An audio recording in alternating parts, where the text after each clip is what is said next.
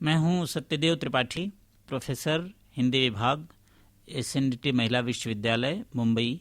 आज हम जिस विषय पर बात करने जा रहे हैं वो है सूर काव्य की प्रासंगिकता। आपको पता है कि मध्यकालीन कविता का जो हमारा प्रश्न पत्र है उसकी 4 यूनिट में से, 4 इकाइयों में से एक इकाई है सूर काव्य। और सूर काव्य में जो 4 टॉपिक्स दिए हुए हैं उसमें जो सबसे लगभग महत्वपूर्ण विषय है वो है सूर काव्य की प्रासंगिकता। ये प्रासंगिकता शब्द जो है वो साहित्य का एक बहुत ही महत्वपूर्ण घटक है, एक टर्म है, जिसे अंग्रेजी में कहते हैं रेलिवेंस। मतलब होता है रेलिवेंस या प्रासंगिकता का कि इस पुराने साहित्य को हम आज क्यों पढ़ें, आज इसकी क्या उपयोगिता है, क्या सार्थकता है, आज के समय को, आज के युग को, आज के जीवन को सूरदास की कविता क्या देती है, क्यों आज का व्यक्ति सूरदास को पढ़े। यही विचार होता है प्रासंगिकता में। और जो भी साहित्य लगभग 50 साल पुराना हो जाता है उसको पढ़ने का सबसे अनिवार्य, सबसे ज़रूरी विषय होता है उसकी प्रासंगिकता की तलाश। इस तरह से इस पूरे परिचय में, चाहे वो सूरदास हो, चाहे तुलसीदास हो या बिहारी हो, कबीर, 4 आपके कवि कोर्स में है, इसमें सबकी प्रासंगिकता की पहचान एक अनिवार्य पहलू है। सूर काव्य की प्रासंगिकता जिसे लिखे लगभग 600 साल आज हो गया है, और जो उस तरह से सामाजिक कविता या सामाजिकता के कवि नहीं हैं सूरदास, जिस तरह से तुलसीदास हैं या जिस तरह के ज्वलंत कबीर हैं, तो इनकी प्रासंगिकता को समझना थोड़ा सा और महीन काम है। हम एक उदाहरण देते हैं आपको जिससे आप प्रासंगिकता को भी समझ जाएंगे और सूर काव्य की चेतना को भी समझ जाएंगे। उसमें इस बात का भी संकेत होगा कि प्रासंगिकता बनती कैसे है। उस जमाने की कविता आज के जीवन को छूने लग जाए, आज के जीवन को परिभाषित करने लग जाए, बताने लग जाए, तो वो कैसे बताती है।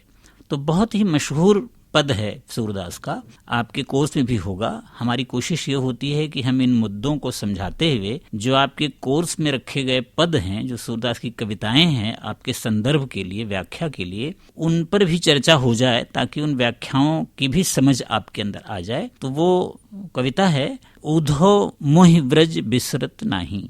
कृष्ण ब्रज छोड़ करके मथुरा चले गए हैं और वो अपने वहाँ जो मित्र हैं उद्धव, जो आप सब जानते हैं कि वो ज्ञान और योग के व्यक्ति हैं, वो प्रेम में विश्वास नहीं करते। उन्हें वो बताते हैं कृष्ण कि मैं क्या करूं, मुझे व्रज भूलता नहीं। उद्धव मोहि व्रज बिसरत नहीं। क्या नहीं भूलता? हंस सुता की सुंदर कगरी, अरु मधुबन की छाही। वहाँ यमुना बहती है, सुंदर किनारा है यमुना का, और वहाँ मधुबन की छाँव है जहाँ ये लोग खेला करते थे, जहाँ आगे चल के रासलीलाएं हुआ करती थी। वो उन्हें भूलता नहीं। अब ये प्रासंगिक कैसे होता है, मैं उदाहरण दूंगा आपको कि तमाम लोग हैं जो जहाँ पैदा होते हैं, जहाँ उनका बचपन बीतता है, जहाँ उनकी किशोरावस्था बीतती है, जब वो जीवन में पदार्पण करते हैं, जीवन शुरू करते हैं, तो फिर उन्हें कहीं और नौकरी चाकरी की तलाश में, रोजी रोटी की तलाश में चले जाना पड़ता है। उन्हें उसी तरह अपने बचपन के वो प्रसंग याद आते हैं, वो जगहें याद आती हैं, वो लोग याद आते हैं जैसे कृष्ण को याद आ रहे हैं। तो हर व्यक्ति आज भी जब माइग्रेट होगा, जब यहाँ से वहाँ जाएगा, तो जब जब उससे उसकी याद आएगी, तो अगर उसने, वो साहित्य का व्यक्ति है, अगर सूरदास के बारे में उसको मालूम है, जैसे हम सब लोगों के जीवन का ये हिस्सा रहा है कि जब हम बचपन के बाद गांव छोड़ करके बम्बई या जैसे बड़े शहरों में आ गए, तब जब हमें गहन याद आती थी, तो चूंकि हम साहित्य के विद्यार्थी हैं, एक पंक्ति बोल करके उद्धव मोहि व्रज बिसरत नाही, हमें इतना त्राण मिलता था, इतनी शांति मिलती थी। तब तो बहुत कम था, या हमारी पीढ़ी के पहले की पीढ़ी का इस तरह से अपना गांव, अपना बचपन की जगहों को छोड़ करके जाना बहुत कम होता था। अब तो ग्लोबलाइजेशन का ज़माना है। इस भूमंडलीकरण के युग में आदमी अपने शहर को छोड़ करके दूसरे शहर ही नहीं जा रहा है, बल्कि अपने गांव को छोड़ करके दूसरे देश विदेश चला जा रहा है। वहाँ जब वो जाता है, जैसे आज का व्यक्ति, हम तो गाँव छोड़ के बम्बई आए, आज का व्यक्ति गांव छोड़ करके बम्बई आता है, दिल्ली आता है, वहाँ कुछ दिन रह करके फिर वो चला जाता है कहीं यूएस, कहीं यूके। तो यूके जाकर के भी जब उसको बम्बई याद आती है या जब उसको दिल्ली याद आता है, बड़ा शहर याद आता है, तो उसके लिए वो बड़ा शहर व्रज हो जाता है, जैसे हमारे लिए हमारा गांव व्रज हो जाता है। तो ये जो व्रज शब्द है, जिसका शाब्दिक अर्थ ही होता है जाना, संस्कृत का शब्द है, इसका अर्थ है जाना, जहां से लोग जाएं, कृष्ण चले गए वहां से, तो ये जाना जितना बढ़ता जा रहा है, ये ब्रज शब्द उसी तरह से संतरित होकर के सबके अपने गांवों के लिए, अपने शहरों के लिए, अपने देशों के लिए व्यंजक बन जाती। इसी तरह से कविताओं का जो अर्थ है वो आज के युग के हिसाब से संतरित हो जाता है और इसी संतरण की प्रक्रिया से ही प्रासंगिकता बनती है। ये एक पद है जो माइग्रेशन के लिए, जगह छोड़कर कहीं और जाने के लिए, जो आज बहुत बढ़ गया है, और ये पद इसीलिए आज पहले से ज्यादा प्रासंगिक हो गया है। इस एक मुद्दे को समझने के बाद कि प्रासंगिकता होती क्या है और वो बनती कैसे है, हम इसी को अगर आगे बढ़ाएं, इसी बात को, तो सूरदास के यहाँ जो ब्रज है वो गांव का प्रतिनिधित्व करता है, और जो मथुरा है वो राजधानी है, कृष्ण की राजधानी थी, कंस की राजधानी थी, वो शहर का प्रतिनिधित्व करता है। उसके लिए सूरदास ने लिखा भी है कि यह मथुरा कंचन की नगरी मणि मुक्ता हल जाही। ये मथुरा तो सोने की नगरी है जहां मणि और मुक्ता जैसी चीजें हैं। तो ये शहर चाहते हैं लोग, तो गांव से शहर की तरफ प्रयाण, ये एक खास प्रवृत्ति है आज की, जबकि गांव खाली होते जा रहे हैं। अभी 15-20 साल 25 साल पहले ये बहुत बड़ा संकट समझा जाता था कि गांव की खेती बाड़ी या गांव के काम बिना आदमियों के नहीं होते, वहां सारी चीजें मैनुअल होती हैं, और जब वो लोग चले जाते हैं वहां तो गांव लगभग ठप सा हो जाता है, रुक सा जाता है। तो गांव से नगर की ओर प्रयाण का एक बहुत ही महत्वपूर्ण मुद्दा है, जिससे कि गांव खाली होते जा रहे हैं। कृषि का, जो भारतवर्ष कृषि प्रधान देश है, जो कृषि का नुकसान हो रहा है, तमाम लोग इस तरह के कयास लगा रहे हैं कि आने वाले समय में लोगों को गांव की ओर लौटना पड़ेगा। तो इस थीम के साथ, इस विषय के साथ एक ये मुद्दा भी जुड़ा हुआ है, जो मुद्दा आज का है, जो कृष्ण के जमाने में नहीं था, लेकिन एक कृष्ण के जाने से आज वो व्यंजना दे करके गांव से नगर की तरफ का जो प्रयाण है, जो गांव खाली होते जा रहे हैं, उस समस्या की तरफ भी सूरदास की कविता इशारा करती है। सूरदास नहीं इशारा करते, लेकिन ये आज का समय है, आज का इशू है, ये आज का मुद्दा है, जो उस कविता को प्रासंगिक बना देता है। कभी उस जमाने का मुद्दा उछल करके आज चला आता है, लेकिन कभी कभी हमारे आज के युग के मुद्दे वो इस तरह से जीवंत हो जाते हैं, जागृत हो जाते हैं कि उसकी रोशनी पड़ने लगती है पुरानी कविता पर, और पुरानी कविताएं नया अर्थ देने लग जाती हैं। आज ये 20-25 साल पहले गांव से नगर के प्रयाण की थीम बहुत ही सशक्त होकर के हमारे सामने समस्या बन करके आई थी। आज उस समस्या उस तरह की नहीं रही, क्योंकि उस तरह का जीवन नहीं रहा।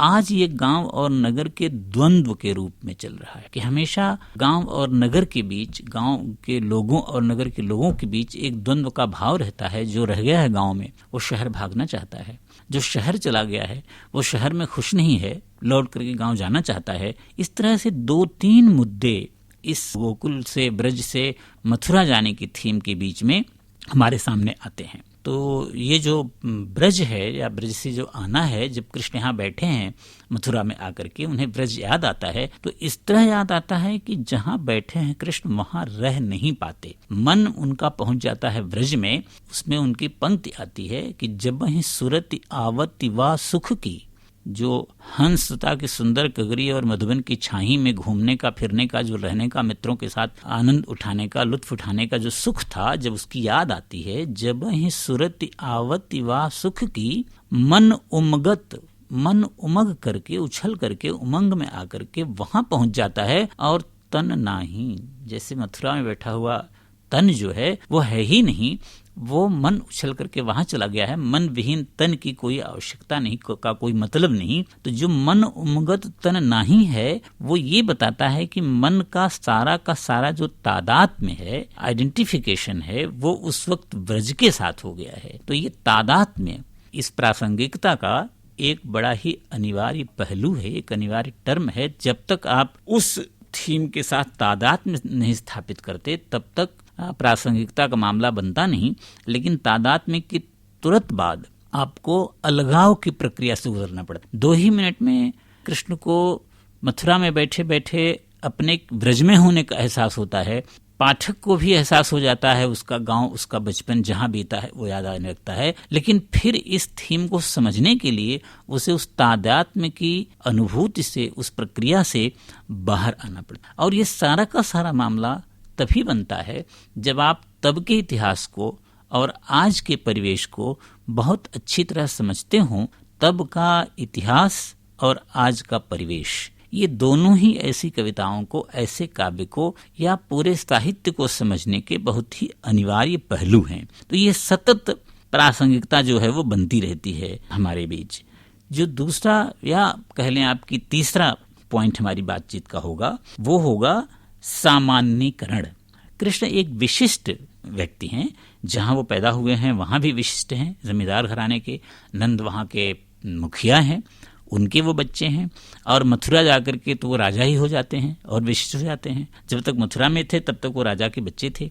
लेकिन हमारे भक्ति काव्य में खास करके तुलसी और कृष्ण ने जो सगुण ब्रह्म किया, सगुण धारा के उपासक हैं, उन लोगों ने अपने अपने आराध्य को एक आम आदमी के रूप में प्रस्तुत किया। हैं तो भगवान, लेकिन वो आम आदमी बन जाते हैं। अयोध्या में पैदा होकर के राम को किशोर होते ही जंगल में आना पड़ता है और सामान्य लोगों के बीच में, आदिवासियों के बीच में, बंदर भालुओं के बीच में उनको रहना है और उन्हीं के साथ मित्रता और संवाद स्थापित करके वो अपना काम करते हैं। वो तो किशोर होने के बाद गांव पहुंचते हैं या जनजीवन में पहुंचते हैं। कृष्ण तो पैदा होते ही जनजीवन में भेज दिए जाते हैं वहां आकर के। और एक सामान्य गोप की तरह से सूरदास ने बिल्कुल उनको सामान्य गोप बनाया है। जिस तरह से सारे बच्चे गाय चरा रहे हैं उसी तरह से कृष्ण गाय चरा रहे हैं। कृष्ण अपने गाय चराने को लेकर के माँ से हठ करते हैं कि मुझे वहां जाना है गाय चराने, मैया हूँ गाय चरावन जई हूँ। और उसका सुख क्या है कि रहता पैता मना मन सुखा हलधर संग ही रही हूँ, मैं ऐसे सारे दोस्तों के साथ खेलूंगा। ये बिल्कुल एक सामान्य बालक है। तो जब हम सूरदास की कविता पढ़ते हैं आज भी, तो हमें एक सामान्य बच्चे का बोध होता है। ये नहीं लगता कि हम किसी बहुत ही महनीय व्यक्तित्व के बारे में पढ़ रहे हैं जो हमारे आपके बीच का नहीं है। और हमारे आपके बीच का बना देना कृष्ण को ही आज की प्रासंगिकता या किसी भी समय की प्रासंगिकता का बहुत बड़ा सबब है। फिर जब वहां जाते हैं वो, तो कभी कभी बच्चों के साथ खेलने के बीच उन्हें अपने विशिष्ट होने का बोध किसी वजह से, किसी प्रसंग में, किसी पहलू पर आ जाता है, तो उन्हें याद भी दिलाया जाता है। हठ करते हैं जब वो, तो बच्चा उनसे प्रश्न करता है, दूसरा गोप उनसे प्रश्न करता है कि अति अधिकार जतावत याते हैं कछु अधिक तुम्हारे गैया, खेलन में को काको गुसैया। यानी तुम बड़े गुसाई, बहुत बड़े मालिक हमारे नहीं हो। हमारे मालिक होगे तो होगे अपने घर पे, लेकिन यहाँ जब हम खेल रहे हैं तो हम सामान्य बच्चे हैं। और बहुत अच्छी तरह से उसमें उस फ्यूडल मानसिकता का, उस सामंतवादी मानसिकता का खंडन में किया जाता है। दो कारणों से, दोनों ही सामंतवादी दृष्टियां हैं। व्यक्ति अपने को विशिष्ट समझता है। एक तो उसका कुल खानदान, तो इसमें सीधे उसका खंडन है कि जाति पाति हमते बड़ नाही, तुम जाति पाति में हमसे बड़े नहीं हो। ना ही बसत तुम्हारी छैया, हम तुम्हारी छांव में बसते नहीं, यानी हम तुम्हारे अधीन नहीं हैं, हमारी रोजी रोटी तुमसे नहीं चलती है। फिर तुम अधिकार किस बात का जता रहे हो? अति अधिकार जतावत याते हैं कछु अधिक तुम्हारे गैया। वहां गाय जो है वो धन हुआ करती थी। आज भी या तो आदमी धन के कारण उसका क्लास बदल जाता है, या तो जाति पात के कारण उसकी नस्ल ऊंची मानी जाती है। यही दो भेद के बड़े मामले हमेशा रहे हैं। और इन दोनों का खंडन करते हुए वो एक बच्चा कृष्ण को सामान्य आदमी या किसी को भी सामान्य धरातल पर ला करके रख करके उसे आम जीवन के प्रति सजग बना देता है। और जो इसी से जुड़ी हुई अगली बात है कि अलौकिकता का परिहार होता है सूरदास की कविता में। पूरे भक्ति काव्य में है तो वो भक्ति, लेकिन बहुत ही सहज भक्ति है। वो उस तरह से आचार से पोषित भक्ति नहीं है जो कि जिसके लिए कि आम आदमी को वंचित कर दिया गया था। ऐसी भक्ति उसमें है ही नहीं। कई तरह से सूरदास जी जितने भी अलौकिक तत्व हैं, उन अलौकिक तत्वों को खारिज करके उन्हें एक सामान्य लौकिक व्यक्ति के रूप में, सांसारिक व्यक्ति के रूप में, कि वो दुनिया की जैसे हर बातें हो रही हैं उसी तरह से वो भी बात हो रही है, ऐसा वो सिद्ध करते हैं। बहुत मशहूर है कि कृष्ण ने ब्रज की रक्षा की इंद्र के प्रकोप से। जब बाढ़ आई, तूफान आया वहां, और कहा गया कि इंद्र बहुत कुपित हो गए हैं ब्रज पर, तो साफ साफ कृष्ण ने प्रतिनिधित्व किया उस गांव का और कहा कि छाड़ देहु सुरपति के पूजा, तुम लोग इंद्र की पूजा को छोड़ दो। कि अगर पूजा पाठ करने से बारिश रुकने वाली है, जो कि हम जानते हैं कि पूजा पाठ से बारिश नहीं रुकती या पूजा पाठ से बारिश होती भी नहीं, लेकिन हमारे यहाँ ये विश्वास रहा है, आज भी ये विश्वास गाँव में कि अगर बारिश नहीं होती है तो फला तरह की पूजा करो, अगर बारिश ज्यादा होती है तो फला तरह की पूजा करो। इन बातों से कुछ होने वाला नहीं है, इसलिए कृष्ण ने ललकार करके कहा कि छाड़ देहु सुरपति के पूजा। और फिर ये धारणा बनी कि कृष्ण तो इतने बड़े हैं, भगवान हैं वो, कि उन्होंने पहाड़ उठा लिया अपनी उंगली पर और पूरे ब्रज को उन्होंने बचा लिया। सूरदास जैसा कवि बहुत अच्छी तरह जानता है, जब तुलसी पर हम बात करेंगे तो बताएंगे कि तुलसी ने भी इस तरह की चीजों का खंडन किया है, तो सीधे सीधे सूरदास अपने कृष्ण से ये कहलवाते हैं कि सारा ब्रज की रक्षा हो गई और कृष्ण लौट करके घर आए। माँ उनकी उनसे पूछती है कि तुमने इतना बड़ा पहाड़ उठा लिया अपनी उंगली पर, तुम्हारे हाथ दुख गए होंगे, तुम थक गए होंगे, तुम्हारी उंगलियां दुख गई होंगी। और तब कृष्ण के मुख से बड़ी सादगी से सूरदास कहलवाते हैं कि हमारी श्याम कहत नहीं भुजा पिरानी। कृष्ण कहते हैं कि मेरे हाथ बिल्कुल नहीं दुखे, बिल्कुल दर्द नहीं हुआ उसमें। श्याम कहत नहीं भुजा पिरानी, ग्वालन कियो सहैया, लकुटन मेल सबे मिली राख्यो, लकुटन टेक सबे मिली राख्यो, और बाबा नंद रैया। कहा मैंने अकेले थोड़ी उठाया। और वो उंगली से उठाने वाली बात भी खारिज कर देते हैं। वो कहते हैं कि सब लोगों ने लाठी डंडे से, बांसों से उठा करके उसको टांग लिया था और सारे ग्वाल बालों ने उठाया था, बल्कि साथ में हमारे नंद बाबा भी थे, मैं अकेले थोड़ी ही था। यानी एक सामूहिक प्रयत्न, जहाँ कृष्ण को भगवान बना करके पूजा करने की बातें कही गईं कि ये इस तरह से कृष्ण हमारे भगवान हैं, अलौकिक तत्व उसमें डाला गया। सूरदास उसको सीधे लौकिकता से जोड़ देते हैं और वो काहे को योग और जप करें और क्यों हम इस तरह के तीर्थ और व्रत करें, ऐसी भी कविताएं सूरदास जी ने लिखी, जिससे कि सारे भक्ति चिंतन को उन्होंने बहुत ही सहज और सामाजिक और जीवन में उतारने लायक बना दिया उन्होंने। और प्रेम को लेकर के भी हमारे यहाँ विचार अलौकिक रहा है। राधा को और कृष्ण को जीव और ब्रह्म का प्रतीक बना करके हमारे यहाँ श्रीमद् भागवत में पढ़ा गया। उसी श्रीमद् भागवत की कथा लेकर के सूरदास ने लिखा है, ऐसा कहा जाता है, जो कि सच भी है। लेकिन लिया उन्होंने प्लॉट वहां से जरूर, लेकिन उसको अपनी तरह से उन लोगों ने पेश किया। ये जरूर है कि कभी तुलसी कह देते हैं राम और सीता के बारे में कि प्रीति पुरातन लखे न कोई, कि ये उनका प्रेम आज का नहीं है, पुराना प्रेम है। इस तरह की बातों का जरा भी स्पर्श राधा और कृष्ण में नहीं है। राधा और कृष्ण बिल्कुल आम तरह के बच्चे हैं और खांटी प्रेम है उनका, उनमें कहीं अलौकिकता नहीं है। सीधे वो लोग दूसरे से झगड़ लेते हैं, रूठ लेते हैं, मना लेते हैं। बहुत पहले दिन, मिलने के दिन से ही लेकर के इसका डिटेल में हम लोग वर्णन और इसकी चर्चा, जब हम वात्सल्य और श्रृंगार पर बात करेंगे तो इसकी हम जरा डिटेल में चर्चा करेंगे, जो कि फिर आपको यहाँ भी चाहेंगे तो आप उसको शामिल कर सकते हैं। उनका लड़ना झगड़ना, उनका मान मनोबल, उनका पूरा का पूरा रहन सहन मिलने से लेकर के बिछड़ने तक का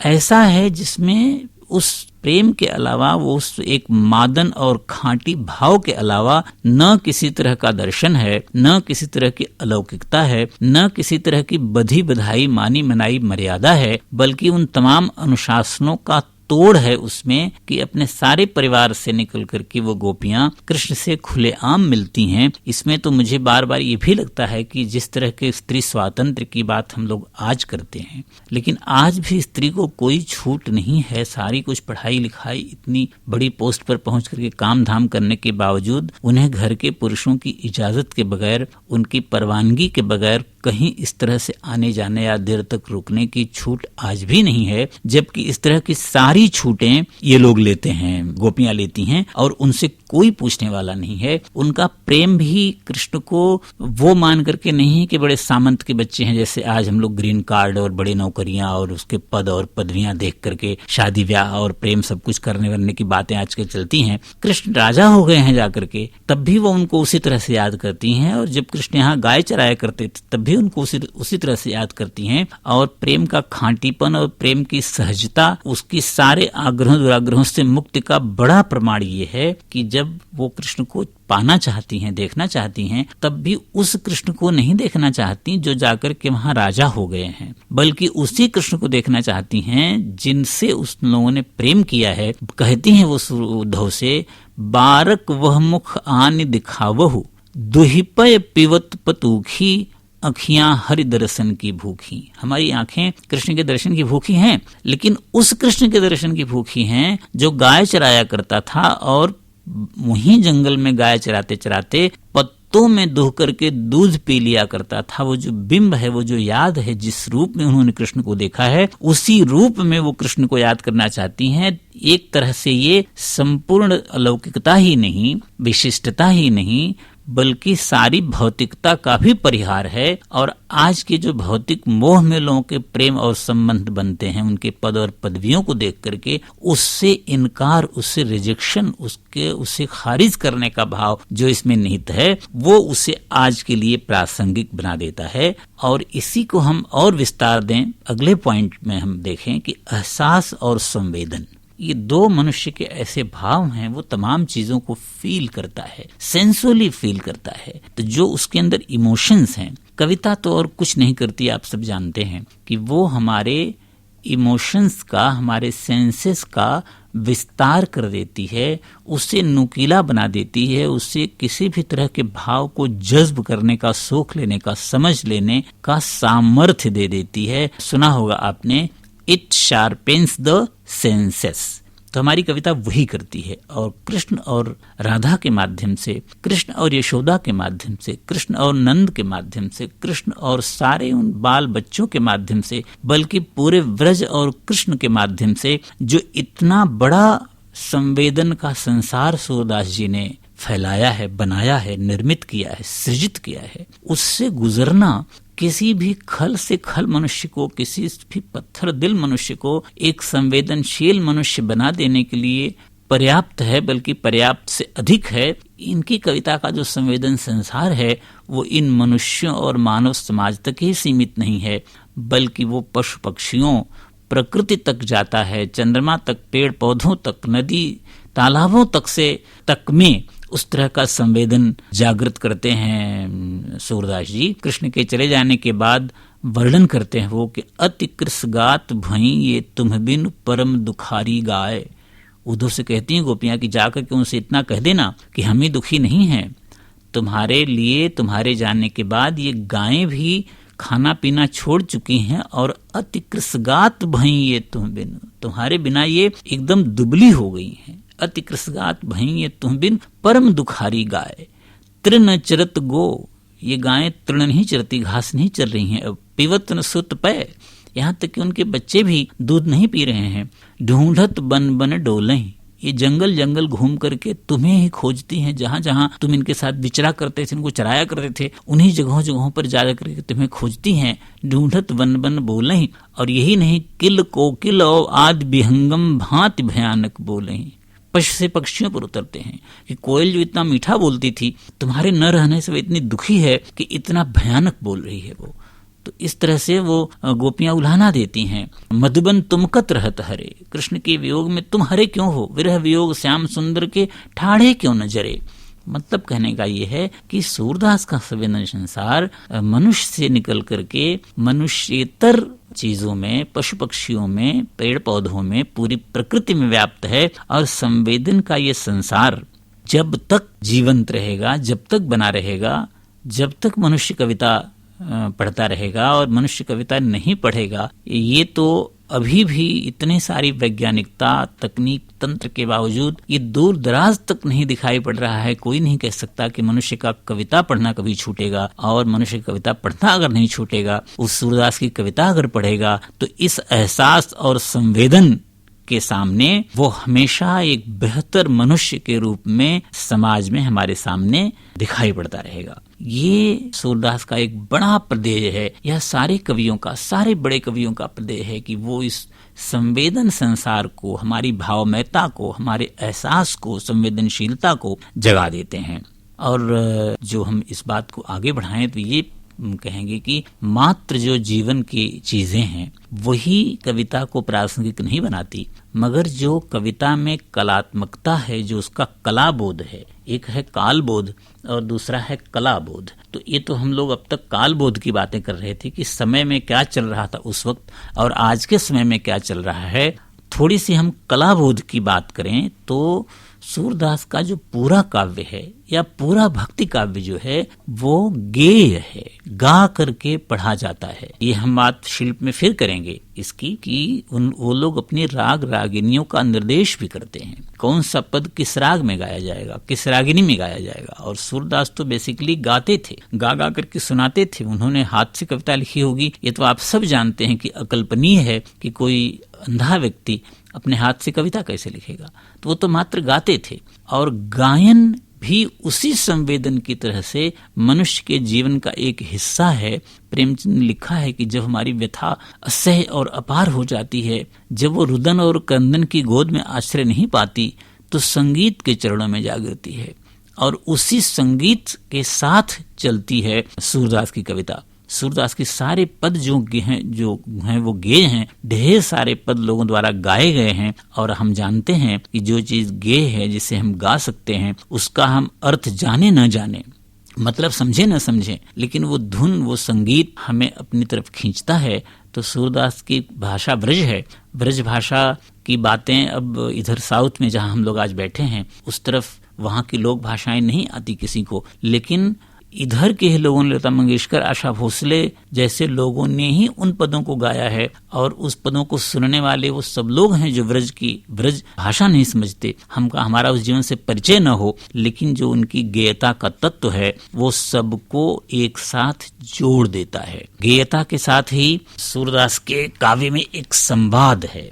मैं ऐसा मानता हूं कि आज की जो नई कविता हमारी है वो संवादहीनता की कविता है। संवादहीनता के कारण ही पाठक वर्ग से उस तरह से आज की कविता जुड़ नहीं पा रही है जिस तरह से पहले जुड़ती थी। इनकी सारी चीजें जो हैं वो संवादों में चलती हैं। पूरी कविता किसी न किसी से बातचीत है। आप अकेले भी बैठ के पढ़ते हैं उस कविता को तो आप अकेले नहीं होते। कहीं राधा बोलती है तो कहीं कृष्ण बोलते हैं, कहीं यशोदा बोलती है तो कहीं कृष्ण बोलते हैं यशोदा के साथ, कहीं नंद बोलते हैं यशोदा के साथ। इस तरह से आप बिल्कुल जीवंत रूप में नंद हो, यशोदा हो, कृष्ण हो, गोपियां हो, उद्धव हो, पूरा का पूरा भ्रमर गीत सार जो आपके कोर्स में है उसके हर पद को आप देखिए तो उद्धव से शुरू होता है, क्योंकि वो गोपियों और उद्धव का संवाद है। तो ये संवादात्मकता जो उसमें है, उद्धव मोहि ब्रज विस्तृत नाही का हमने एग्जाम्पल दिया ही, उद्धव योग योग हम नाही, उद्धव जाहु तुम्हें हम जाने, उद्धव और तुम्हें दोनों तरफ उस संवाद के शब्द जो हैं वो आते हैं। और एक कविता के बीच बीच में लोग बोलते हैं, बूझत श्याम कौन तू गोरी, पहला ही मिलन है कृष्ण और राधा का, और उसमें दोनों एक दूसरे से बात करते हैं। पूरा पद उसी बातों में ही संजोया और बनाया गया है। बूझत श्याम कौन तू गोरी, श्याम पूछते हैं कौन तू गोरी, कौन तू गोरी, ये संवाद है। कहाँ रहत काकी हो बेटी, देखो ना ही कभू ब्रज खोरी। और वो बातचीत है, बिल्कुल उसमें आपको नहीं लगेगा कि कोई कविता हो रही है, लेकिन जब आप उस बातचीत को पढ़ते हैं तो एक सुंदर कविता का एहसास आपके अंदर पहुंचता है। देखो ना ही कभू ब्रज खोरी, और वो जवाब देती है उसी पद में। पद एक ही है। अब राधा बोलती है, काहे को हम ब्रज तनी आवती, हम ब्रज की तरफ क्यों आए भाई, खेलत रहत आपनी पौरी, अपने मोहल्ले में खेलते रहते हैं। श्रवणन सुनत रहत नंद ढोटा। कविता का मोड़ देखिए कविता का कि किस तरह से उसको मोड़ता है। वो कहता है कि इतना ही जवाब देकर के चुप नहीं रहती, बल्कि वो बात को आगे बढ़ाती है, संवाद को। कहती है श्रवणन सुनत रहत नंद ढोटा, कोई नंद का लड़का है उस तरफ दूसरे मोहल्ले में जो करत रहत माखन दही चोरी, जो मक्खन दही चुराता रहता है। और फिर उनकी बातचीत का चुलबुलापन देखिए, कृष्ण यहीं से पकड़ लेता है, ग्रैब कर लेता है उस चीज को और कहता है तुम्हारो कहा चोरी हम लई, तुम्हारा क्या चुरा लूंगा मैं, तुम्हारो कहा चोरी हम लई हैं, खेलन चलो संग मिली जोड़ी, संग मिल करके चलो हमारी जोड़ी खेलने चले।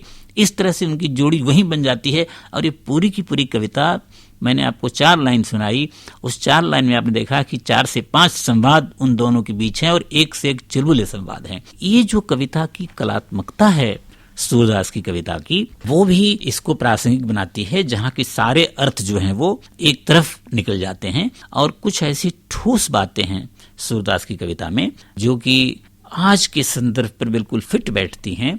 उसमें एक बड़ी मशहूर बात है कि जिस तरह से आज हम तमाम संस्थाओं को, समाज की बनाई हुई संस्थाओं को तोड़ रहे हैं, एक खंडन का युग चला है। जैसे हमारा विवाह एक मर्यादा है, वह स्त्री पुरुष संबंध तभी बनेंगे जब वो एक दूसरे से विवाह कर लें, और आज विवाह की संस्था पर बड़े प्रहार हो रहे हैं।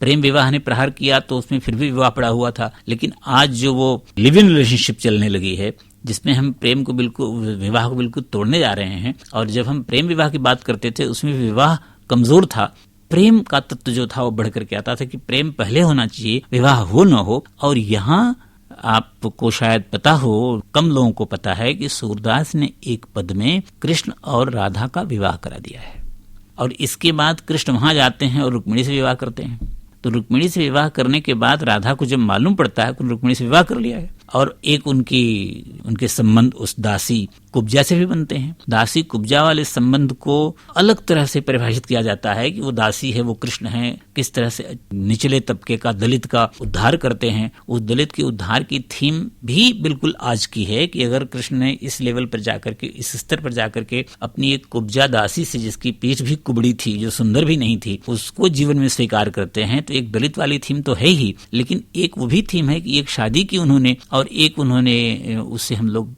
उस भाषा में रखेल कहते हैं, कीप कहते हैं, वो भी रख लिया। और राधा उन दोनों को रिजेक्ट करते हुए, अपने प्रेम को स्थापित करते हुए कहती है कि ब्याहो लाख धरो 10 कुबरी, तुम 1 लाख 1 शादियां कर लो, एक नहीं 10 कुब्जाएं रख लो, अंत ही कान्ह मारो, अंत में तो कान मेरा ही है। यानी विवाह संस्था या कोई भी संबंध जो है, उससे बड़ा है उसका राधा का प्रेम और उसका समर्पण। तो ये एक इस तरह की बात है। उसी तरह से कुछ राजनीति की बहुत साफ साफ बातें सूरदास जी ने की हैं कि जब आते हैं वहां से उद्धव और इस तरह की बातें कहते हैं कि तुम्हें कृष्ण ने ये निर्देश दिया है कि तुम लोग भूल जाओ हमको और भगवान की उपासना करो, चंदन छोड़कर अंग में भस्म लगाओ, इस तरह की बातें जब वो कहती हैं, तो ये जो गोपियां उनसे कहती हैं वो बड़ा मार्मिक है या बड़ा जीवंत है, ज्वलंत है। हरिहूं राजनीति पढ़ी आए, कहती कि तो लगता है कि राजनीति पढ़ करके आया हुआ है। जाने कहा राजगति हम लीला, अंत अबीर विचारो, हम तो राजनीति की लीला जानते नहीं, और ये तुम्हारी बातें तो राजनीतिक ढंग की हैं। तो इस तरह से जो राजनीतिक जीवन है उस पर भी इन्होंने प्रहार किया है सूरदास जी ने, कि जहां भी कुछ गड़बड़ हो रहा है, जहां भी कोई कुटिलता आ रही है, वहां अवश्य राजनीति है। राजनीति की रीत सुनो तो चरतवारी चर खेत, इस तरह की बातें भी करके वो राजनीति प्रेरित जीवन की निंदा करते हैं। इस तरह मित्रों ढेरों बातें सूरदास में ऐसी हैं, वो जीवन के स्तर पर, जीवन बोध के स्तर पर, सामाजिकता के स्तर पर, संस्कृति के स्तर पर और काव्यत्व के स्तर पर, काव्य कला के स्तर पर ढेरों बातें ऐसी हैं जो सूरदास की कविता 600 साल पहले जो लिखी गई उसको पढ़ते हुए भी हमारे आज के संदर्भ को ताज़ा ही नहीं करती, आज के जीवन से उसको जोड़ देती हैं, बल्कि आज के जीवन की जो गतिविधियां हैं, जो प्रवृत्तियां हैं, उन्हें कहीं न कहीं वो अलग तरह से संचालित और प्रेरित करने की सामर्थ्य रखती हैं। यही हम आज इस टॉपिक को समाप्त करते हैं, सूर काव्य की प्रासंगिकता।